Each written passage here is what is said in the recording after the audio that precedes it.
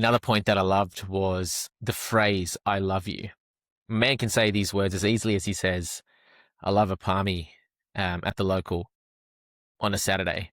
But they don't mean nothing. This word doesn't mean nothing until it's actually defined. Where do we get our definition from? Not from the Oxford Dictionary. We need to get it from the Bible. When a husband says, I love you, he's actually committing to this. This is the fruit of the Spirit, right? And it actually articulates this in 1 Corinthians chapter 13. Love is patient. Love is kind. So when we're committing to telling our wives, I love you, we're saying, I am patient with you. I am kind. I'm not jealous of your happiness or your promotion. I don't brag about myself around you. I'm never arrogant with you. I don't act in an unbecoming way. I never seek my own. I seek your good. Never provoked. I keep no record of the wrongs you've done. The moment you do it, I forgive it and remember it no more. I bear all your shortcomings and failures. I believe you when you say you're sorry and you'll try again. I endure all things because my love never fails for you. Putting it this way, I love you stops being a feeling and it becomes a binding commitment. It's this little thing that can change everything. And I think this is super important because a lot of us, even though we might have been married for 5, 10, 15 years, love is still a feeling for us. But we forget that we stood up there on the altar and made a commitment before God. And that commitment isn't contingent.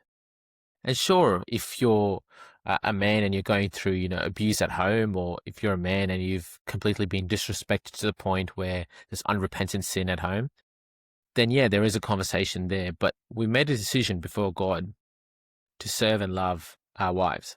His larger point is that every role in the Bible, husband, wife, mother, father, child, must be defined by Scripture, not by our own assumptions, not by society. And he says that when you start to read Scripture, many times you can find yourselves realizing, wow, I'm really not quite as biblical as I thought I was. He then goes into this passage in Ephesians 5, which dives into, this passage that talks about husbands' responsibilities, how they should lead their family, lead their wives, and how wives should submit.